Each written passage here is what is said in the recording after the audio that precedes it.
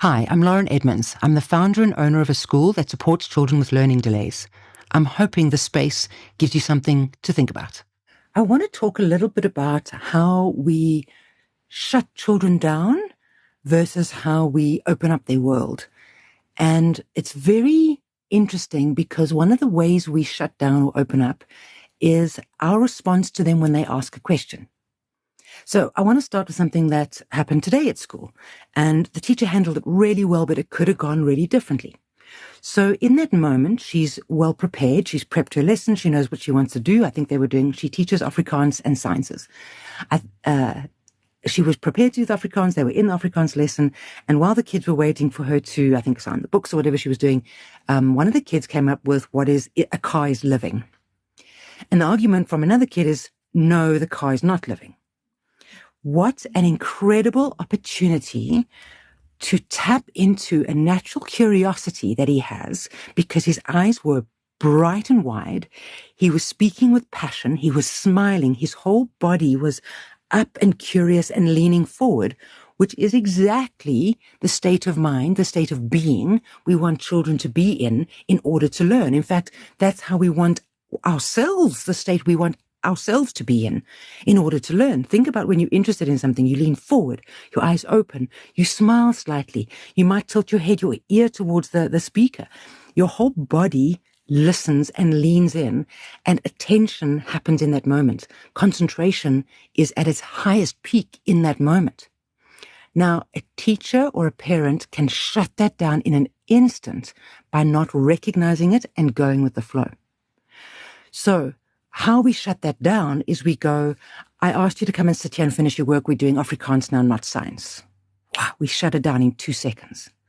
As a mom, it could be, I told you to take your plate to the kitchen.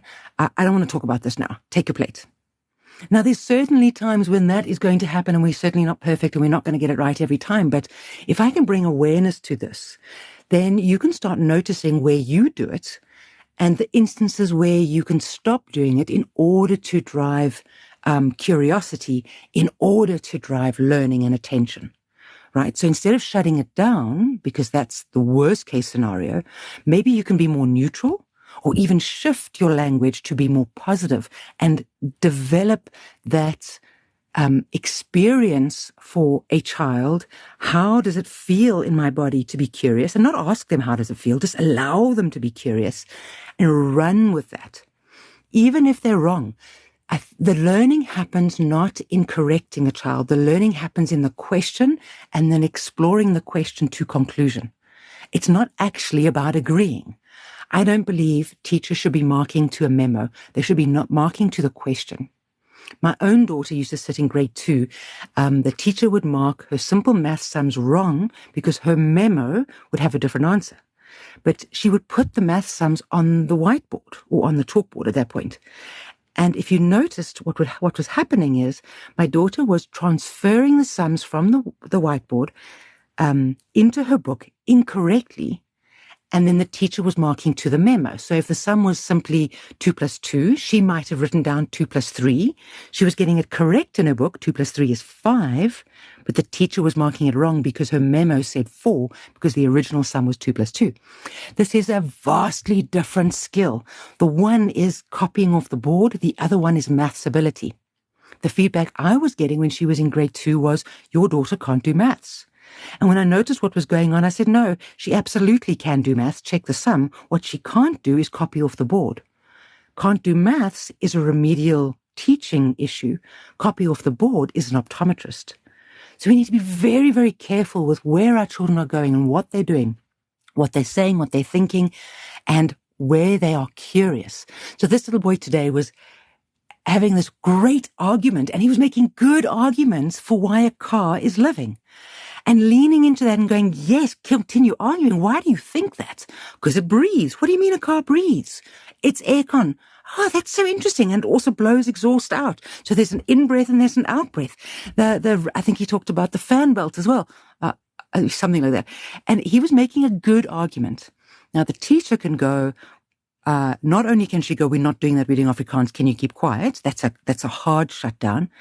But maybe a worse shutdown is, you're wrong, end of story.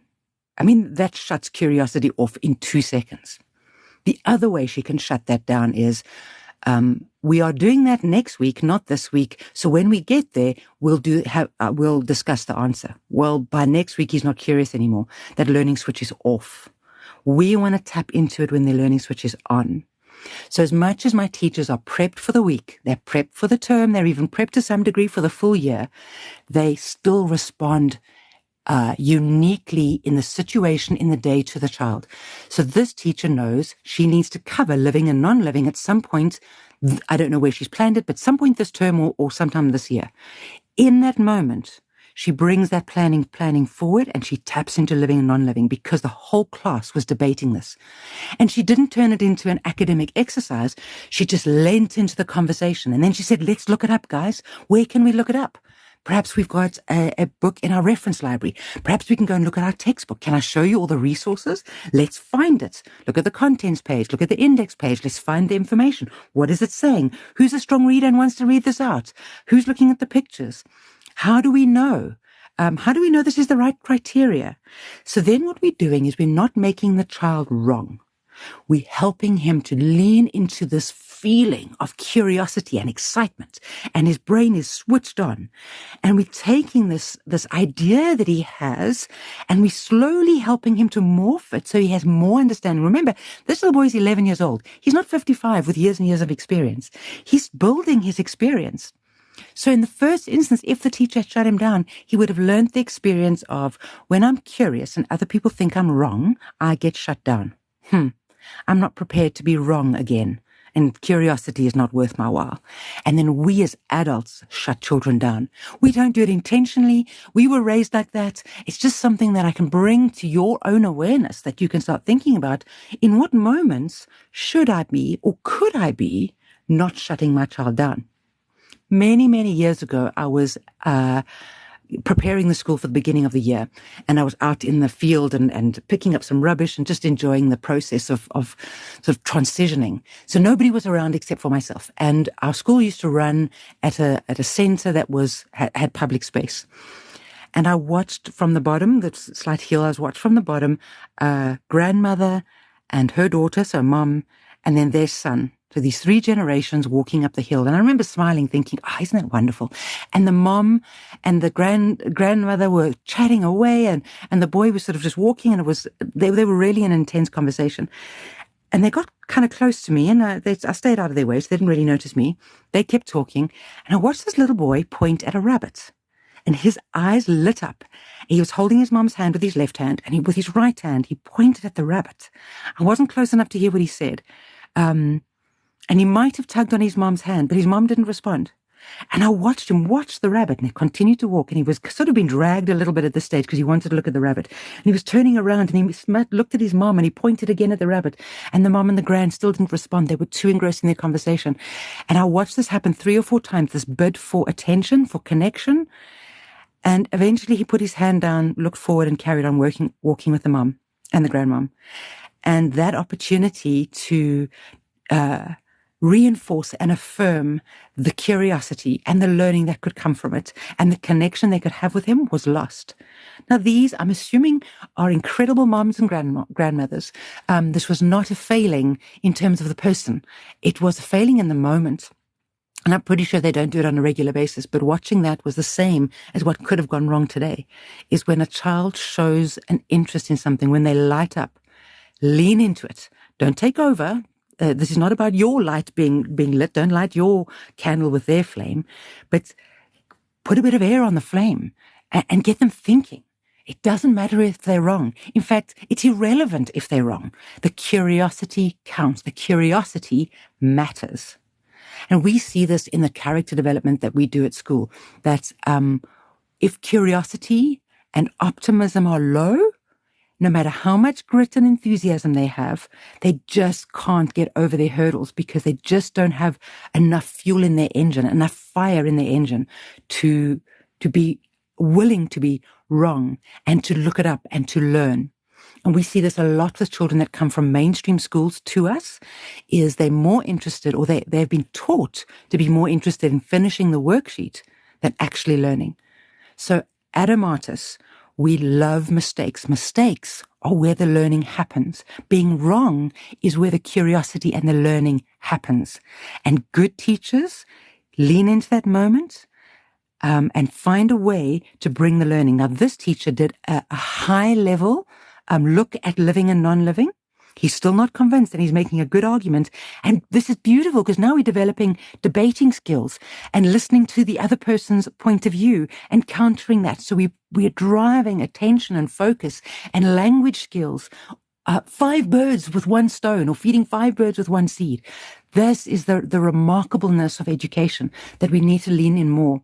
And from a planning administration point of view, we need to have less of a grip on what needs to happen right now. But I have to say, I own and run a small school of only 20 kids at the moment. And it is so much easier when you've only got 5 kids in your class to do that. It's much harder to do it when you have got 25 to 30 to 40 children in a class and you've got to get curriculum done. So I speak with the comfort of my situation, and it is massively harder to do in a big classroom, in a big school. However, it is absolutely possible to do at home with just your kids. And if you've got a teacher doing it as well, you're going to take a kid who's struggling to concentrate, who may even have some diagnoses around that, and you're going to turn him into a brain that is turned on, a learning switch that is turned on, a lifelong learner, a curious learner, even an autodidact where they go in and they can teach themselves because they want to know. And I think this is remarkable because they go home and they say to mom and dad, guess what I learned today? And I'm hoping that my communication to parents is getting through and they are doing the same thing. And they go, what did you learn today? Oh, that a car is living, and to lean into that and go, car's living? Tell me more about it. Not to go, no, you're wrong, and what are your teachers teaching you? Because that shuts the kid down. So this is something I'm highly passionate about, if you can hear it in my voice. I think it makes sense. And I don't think it necessarily needs to be done all the time. But if we're doing it more than 20% of the time, we are the ones causing the inattention, causing the learning difficulties, and causing our children to shut down.